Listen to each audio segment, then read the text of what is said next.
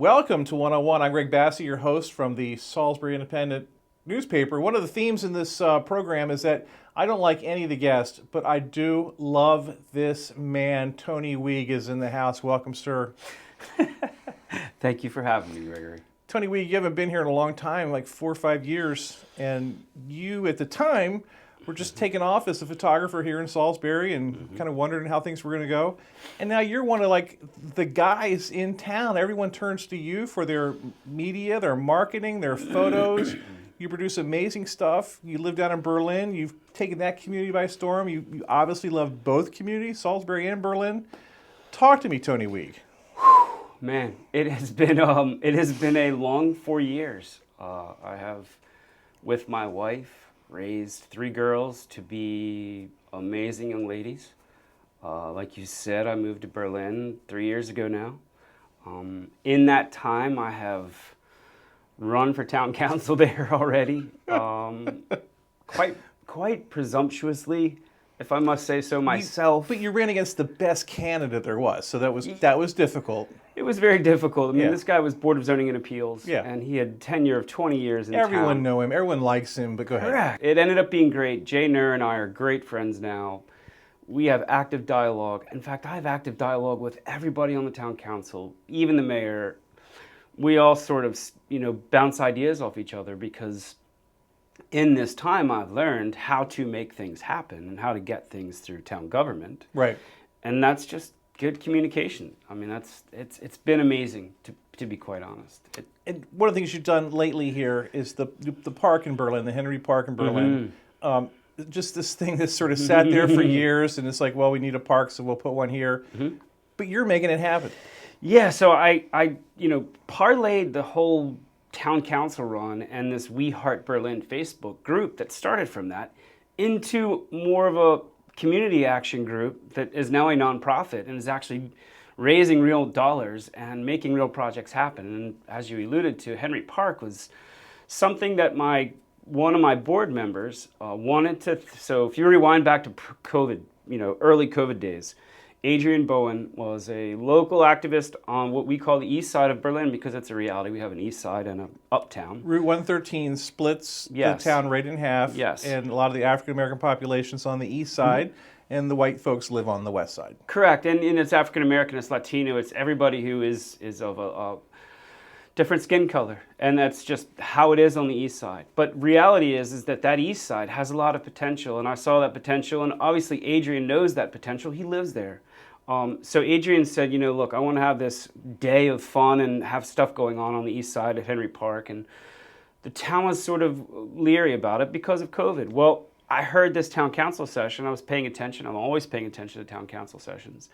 And I said, that's the kind of guy I need on my board at the nonprofit. So I brought Adrian on the board along with Carol Rose, Tom Simon, Brian Robertson, Kate Patton, Jeff Smith, and Danae Bowen. A veritable board made up of a lot of people who touch a lot of people in Berlin.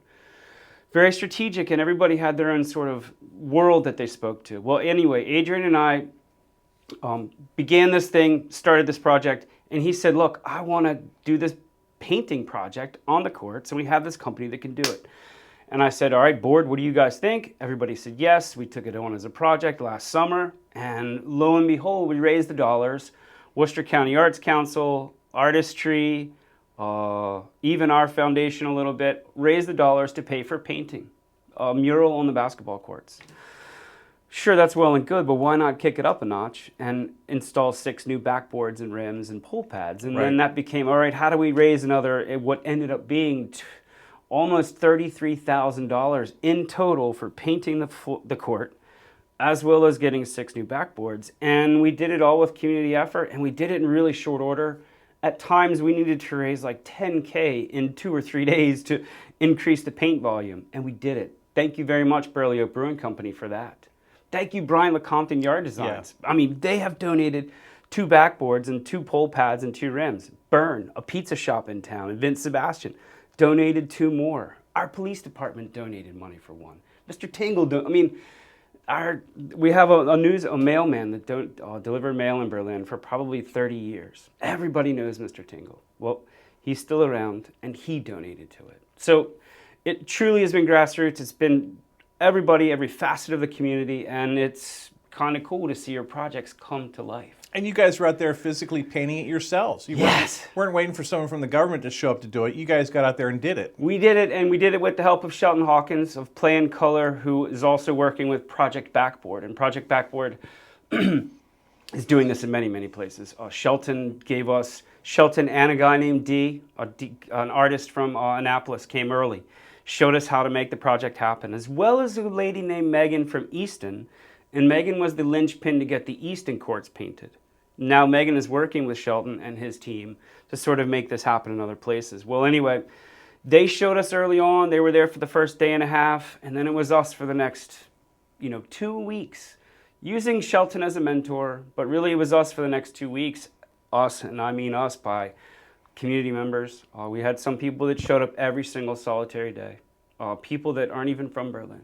A lady named Kim from Ocean City. Not only did she show up, we needed $1,000 in the heat of the moment to pave her court striping. She made it happen. A lady named Glendola reached out to the church in Berlin on a Sunday. We had been there all day Saturday. We knew we needed another $2,000. The church offering brought us $2,000 or $800. Like, it's grassroots and it's every facet of the community. Now, I would argue that Salisbury has a history of neighbors coming together and making things happen. But Berlin and some of the other towns are not wired the same way. So I'm saying that you took your Salisbury experience down to Berlin in terms of community building. Without question. I have to give major props to, guys like Chris Eccleston, guys like Jacob Day, and most of all, a guy like Brian LeComte. Brian has taught me to live on the drug of gratitude. And that feeling of gratitude that you can possess by your choice, by doing things for others and feeling that, is unlike anything I've ever felt. And he sort of opened my eyes to what I was feeling in those moments. Because that's sort of what drives him. I don't know if you've paid attention to anything he's done recently. In the Giving House at the hospital right there is amazing. Yeah, the Field 9.5, and there's so many other projects that are coming that nobody knows about, and other things that he's done that he does in the shadows that are all for good. That living on gratitude has really taken over sort of what my mindset is. Not changed me, but sort of put a word on a feeling I knew I had. Right. If that makes sense. Right. In terms of knowing what you had, you knew years ago you had a talent inside of you that wasn't getting out, and you have found a way to get that flower blown, man. Yeah, and forget all of this for a second, the nonprofit and We Heart Berlin and all the people who are helping me there. And the whole other facet of my world is camera lenses and traveling, taking weddings all over the world. And now it's turned into videography work around this area and helping clients, make video things happen like you guys do here. And it's fun. I've met so many, amazing people and amazing things. And at the end of the day, I have figured out a lot more about myself in these projects. I shoot for Avery Hall all the time. And one of their key mantras is every one of our employees goes out and does something in the community and makes something happen. Well, I could only record so many of their people saying that before I was like, okay, this is something I need to go do. Yeah, and you have this thing where they tell their own little personal stories. Correct. Yeah, but go ahead. Yes, and they tell So you're like a reporter when you're doing that. You really are. Yeah. You learn how to ask questions. You learn how to dive deep into somebody. You know how to ask a question that is going to give you an answer you don't want. And then you also know going into it what they're going to sort of need to talk about. Right. And you find a window into their soul and you get them to talk about that. And that's fun. It's a niche I've found myself in and I love it. But like I said, it helps me define what I know I wanted to do for a long time. But Salisbury was sort of too big for me to wrap my head around. Right. Berlin is this perfect little microcosm of a world that has its issues, has its beautiful people. It's sort of hippie. It's like a hippie retirement community is what I call it. Right. And I love it for that. We have, like I said, you'll have a guy walking down the street with a surfboard out the back, guns, maybe even a deer with hip-hop music on and a Trump flag. Right. And that's sort of beautiful in its own bizarre way that you can have somebody who understands all of those cultures but still loves Berlin and is in Berlin, and I love that. So anyway, Berlin is a chewable size. It makes sense. It's a place I see me and my family being there forever. My wife and I absolutely love it there. I see myself running for public office again there, without question.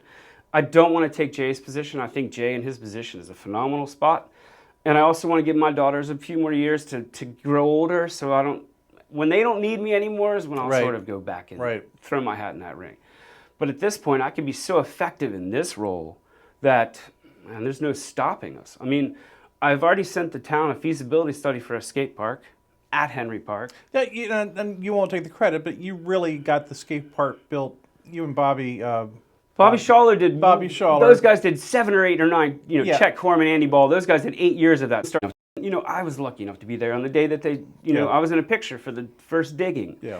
But there were so many people that needed to be there that couldn't be there that day. Thank you, boys, for making that happen. Yeah. But I saw all of this potential in Berlin, and I decided, you know, if we change our location, we can make this happen. So we did it, you know, 3 years ago.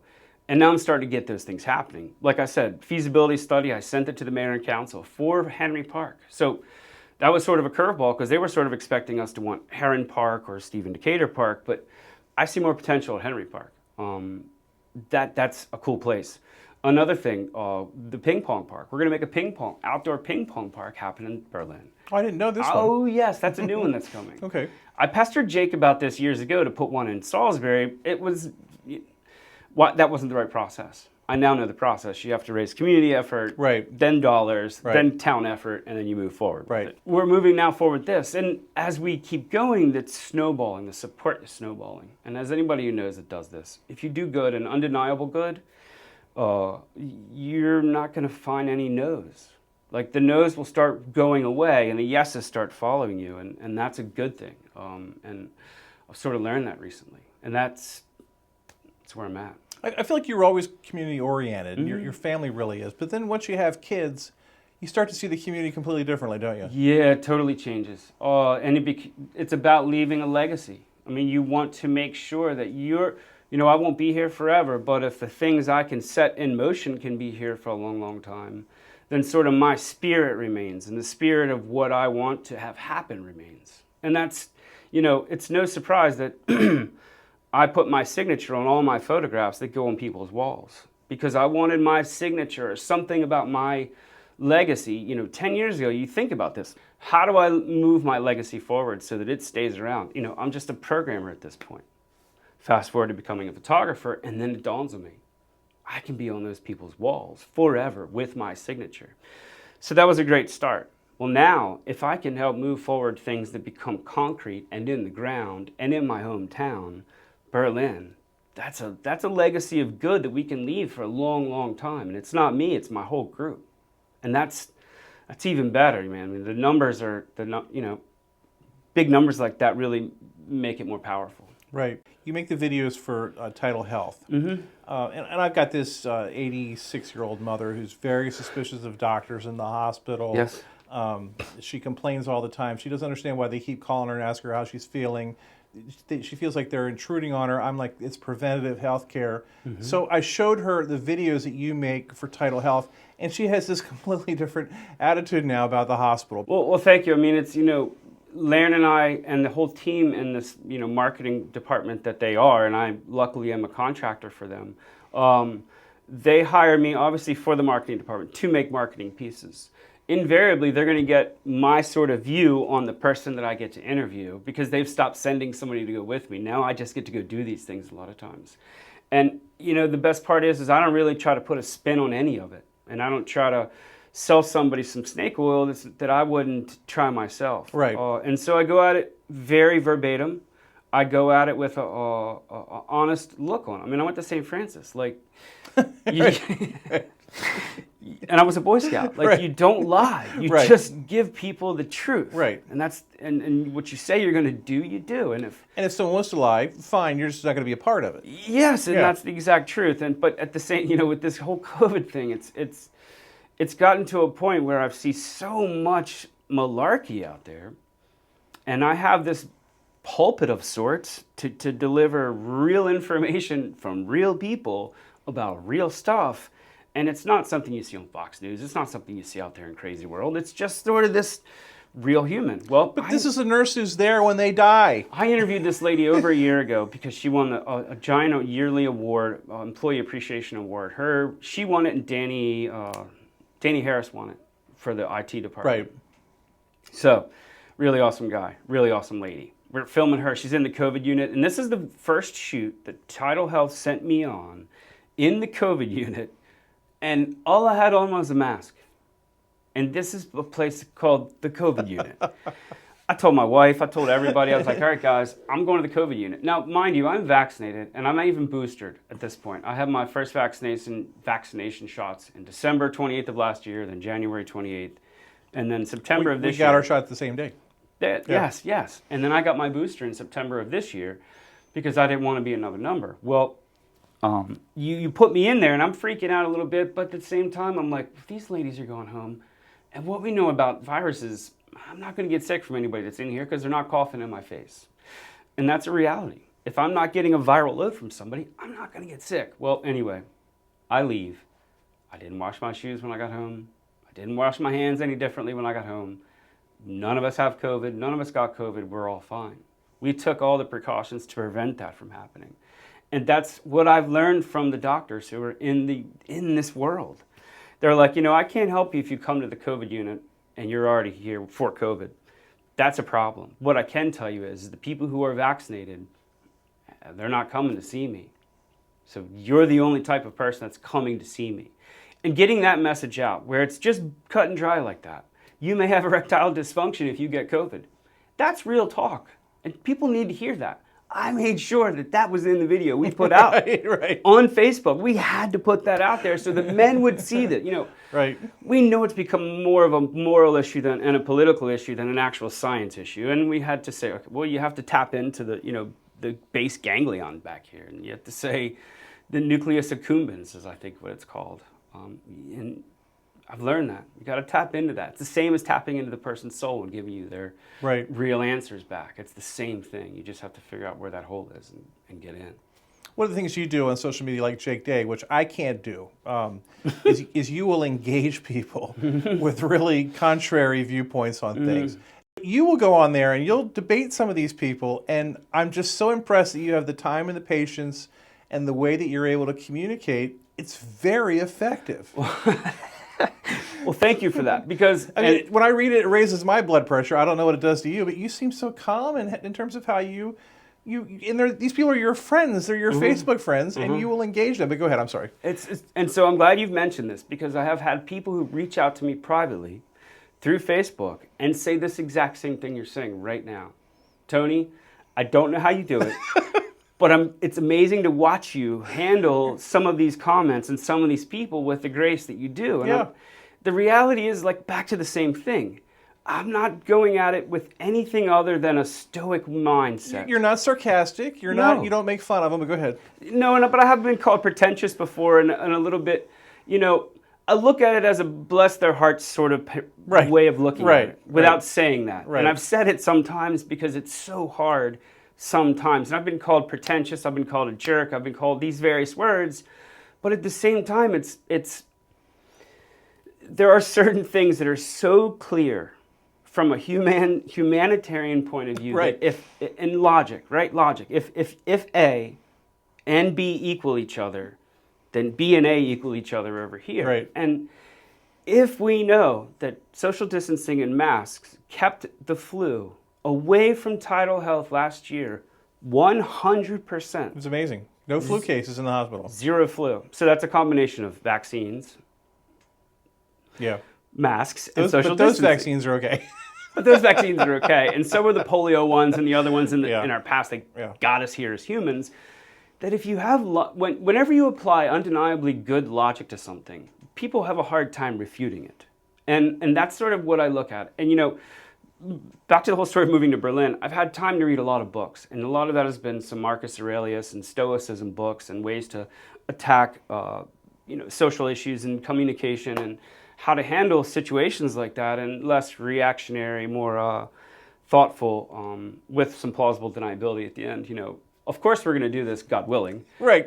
There's some plausible deniability at the very end, of course.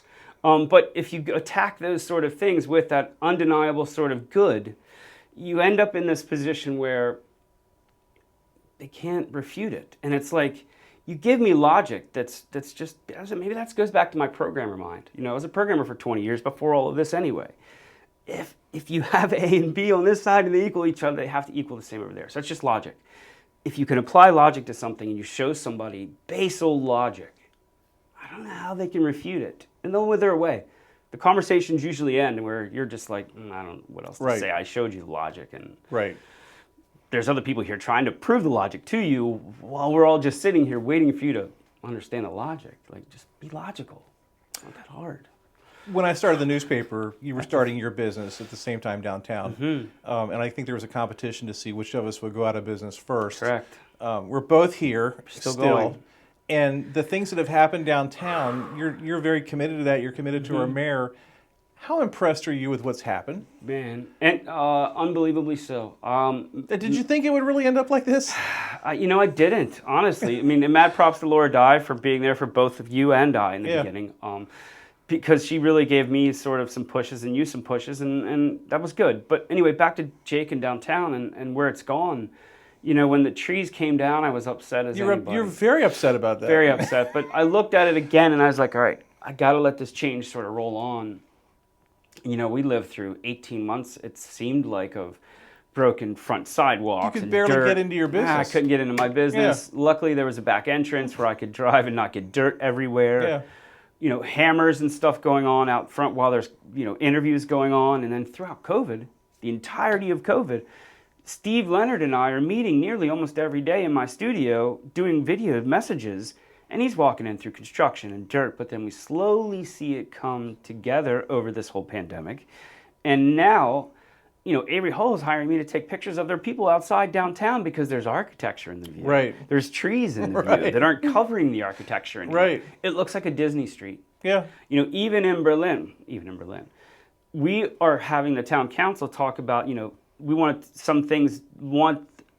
the lights to look like they do in Salisbury on the trees, or want this to look like the lights. And we talk about how Salisbury looks and how we like those lights, how that downtown strip looks. And that's cool. The Jake's sort of ideas are definitely bleeding over. And I tell people all the time, Jake's one of my biggest inspirations from a political standpoint, without questions. And it's been great to watch it happen. I don't know how he does it. I was just at the Bagel Bakery this morning, and there's like 80 people in there, and I guess it was coffee with the mayor or something. And, and he's holding court, and just the energy in that room, and everyone wants a piece of him. I don't know how he does it. I don't either, because at the same time, brother, I could probably text him right now, and right away. He'll respond right away. Yeah. We could sit down and talk, and that's honestly some of my favorite times with him. He'll come to my studio. We'll close the door, sit in the shadows, and talk about stuff. He did it right before the election the first time. We did it before. Did he get elected twice? Yeah, elected us again. Maybe that was town council or city council first time, and then mayor the second time. I forget the progression. But he came to sit, and we talked a little bit before each of those times. And those are great moments. And I have actually been able to be there for him on some of those moments, photographing him. And some of my favorite pictures I've ever taken, and a picture he uses all the time, is one that we did in front of the GOB downtown, where the flags are behind him and the GOB's there. You did it for the paper. I did it for the paper for you. So, how many years has this been? 8, 9 years now? It'll be 9 years next year. It's 8 years. So we're at 8 years now, and I don't see us stopping. I'm not going to stop. I mean, I feel I can lift more than my body weight in many different categories right now, and I've never felt better. So, golf is gone, but kids are here and life is here, and I'm really stoked. That's really amazing. One thing that annoys me, always has, are wedding photos. I have to say that I really enjoy your wedding photography. Well, thank you very much, man. Is it a challenge? Is it fun? Do you roll your eyes? How do you feel about the wedding photography? So wedding photography is a thing. I can tell you right off the bat that in my contract is a clear line that says photographer will eat at the exact same time as the bride and the groom, so that I can stay in timeline with the bride and groom, so that venues can't force me not to eat. And photographers right now fight that all over the world. But back to taking the pictures. It's sort of like it's slowed down now at this point for me, in the way that the football game has slowed down for Tom Brady. So Tom Brady, when you first play in the NFL, the football game is all over the place. Right. But over time, the players are probably moving slower for Tom Brady than everybody else, and he knows where to throw a football. He knows what he's doing now. He knows what he's doing. So in the wedding game, that's how it gets. you sort of, at the beginning, you're just like, you're catching up to the timeline, where now I'm waiting for the timeline to catch up to me because I'm already sort of waiting for what's happening next, which leads you to a more creative space. I have, mentors and people who I look up to, and photographers all over the world that I look up to, photographers locally that I look up to. There are some amazing photographers locally. A girl named Paige, Sarah Murray is an amazing wedding photographer. I look at her stuff all the time for inspiration. Her and I, too many times people have told me, it was you or Sarah. It was you or Sarah. And that was a great feeling, because she is exactly who I look at for inspiration. So, and there's plenty others in town. In fact, Berlin has become sort of a haven for wedding photographers. Alyssa Malouf is there. Yeah. Leah Atkins is there. Like I said, Sarah Murray's there. But back to Alyssa, her and I now living in the same town is sort of funny, because her father, Rick Malouf, was my inspiration. Great artist. Oh, I'm a phenomenal artist. Yeah. I have the Rick beard. Yeah. I don't have the Rick hair. If I could have the Rick hair, I'd be something. You and I have more Eric the same. Saylor has the Rick hair. Eric Saylor has the Rick hair, but Rick had the beard, and he had that sort of avant-garde shooting style and documentary shooting style, and I honestly shoot just like Rick. I try to shoot as Rick would shoot. So it's kind of cool that Alyssa and I have now come full circle. We live in the same little small town. Her father was my sort of inspiration. And the goal is to take pictures that you've not seen before. That's sort of my goal. That's what you do. That's what I like. The couple on the dock with the stars blew me away. Yes, and everybody talks, people still talk about that. It was, the anniversary is October 8th, just a couple days ago, and that picture resurfaced again. And that's a really cool, fun shot. And that was Hurricane Andrew, I think. And there was 4 umbrellaed people and a flashlight held by the groom, umbrella over here protecting me from the rain, and the bride said, "Can we please take one more picture?" And we were like, all right, let's make all this happen, and we did. So what does happen, though, is you get to a point where you're like, all right, well, I don't want to take this picture because I've already taken it for somebody else. Yeah. So you find yourself in this conundrum where you realize you have to make it unique for them, unique for yourself, and still make it tell a story. And if it doesn't tell a story, I'm not going to take the picture. It doesn't, like, if you're future brides and grooms and aunts at weddings, please don't tell me what pictures to take. Please, I'll see it or I won't, and it'll be beautiful when it gets there, I promise. Please don't take any garter belt pictures, please. Please. No, I mean, it's all about capturing light, and it's a thing that's just out there. And for me, it's sort of like, it's just there. I don't know how everybody doesn't see it. Like, it's there. There's a beautiful shadow on your face over here. There's light over here, and Tom set that up perfectly. And I've learned that, and we're just capturing it, and it's fun, man. Last time you were on, I got an email from someone who said you need to have more people on like Tony Weeg. I've been looking for 4 or 5 years. I can't find anyone like Tony Weeg. So if you want to come on again, we'd love to have you. Oh, it's man, been a thrill to talk to you today. I would absolutely love to, man. No doubt. Thank you very much for having me. And by then, next time, hopefully I have changed somebody else's world. He's Tony Weeg, great photographer, Salisbury guy, making a difference in Berlin and in Salisbury. And we're thrilled he was with us here today. Thank you so much. Thanks, guys. I'm Greg Bassett from the Salisbury Independent Newspaper. Another edition of One-on-One right here on Pack 14.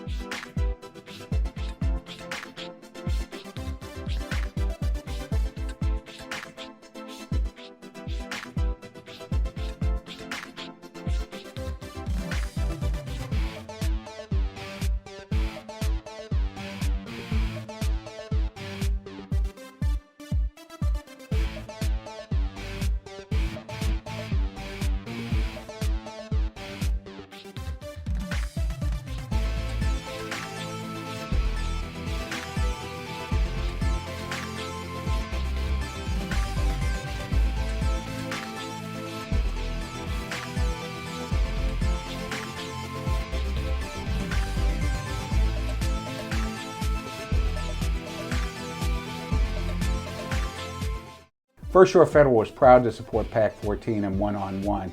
We'd encourage every business to support PAC 14 and pick a program and support it, and let's make a difference.